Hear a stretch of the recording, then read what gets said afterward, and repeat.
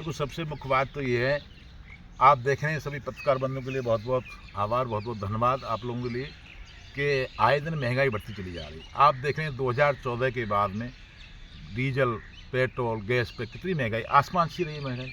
आए दिन रसोई का बजट बिगड़ रहा है। पूरे देश में त्राईमाम बीता हुआ है, लाइन लग के सिलेंडर नहीं मिल पा रहे हैं।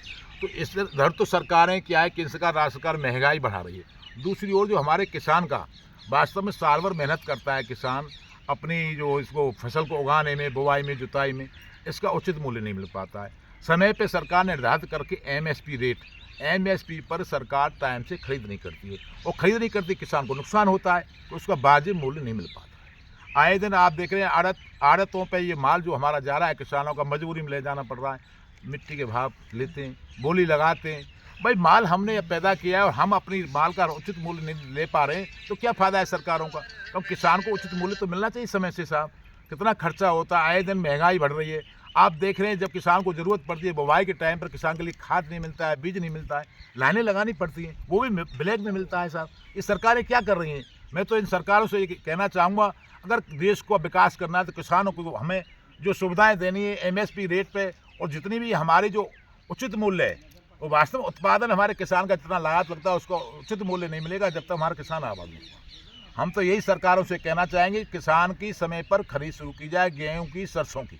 इस समय हमारा किसान माल को तैयार कर साल भर की फसल को अपने शादी ब्याह जो भी खर्चा पानी होता है उसके लिए किसान के पास और कोई चारा है नहीं। साहब, यही है, खेती बाड़ी का काम है। इसको भी क्या है, बेभाव ये आड़तियाँ रेट लगाकर और उसको खरीद रहे हैं।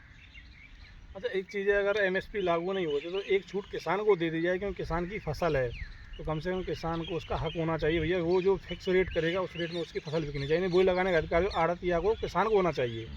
नहीं, बिल्कुल आप वाजिब बात है कि देश के अंदर आज जो भी कोई चीज़ उत्पादन करता है, एक बिस्कुट का ले लो, बिस्कुट जो उत्पादन कर रहा है, बिस्कुट जो कंपनी बना रही है, उस पर निर्धारित मूल्य कर देती है 10 रुपया। तो एमआरपी रेट 10 कर दे, 10 के नीचे नहीं लेगा वो। अब किसान का माल है, किसान लागत लगा रहा है, किसान को ही पता है कि उसमें कितनी लागत लगती है। 1 बीघा खेत, सरसों का बुवाई, जुताई, खाद भी से लेकर कितना लागत लगती है किसान जानता है, पर लेकिन भाव आड़तिया और दलाल लगाते हैं। सरकार इन चीज़ों को अभी तक पूरी जांच कर किसान के प्रति न्याय नहीं कर पाई। किसान अपनी जिस दिन अपनी उसका मूल्यांकन खुद करेगा, जब किसान आबाद होगा, जब ही किसान को कुछ मिल पाएगा। नहीं, खेती में कुछ नहीं मिल पाएगा। सरकार इस ओर ध्यान नहीं देती है। दोनों ही सरकार, केंद्र राज्य सरकार, दोनों डबल इंजन की सरकार है, लेकिन किसान के हित में बिल्कुल देख रेख नहीं है। आपकी मांग क्या है फिर फिलहाल?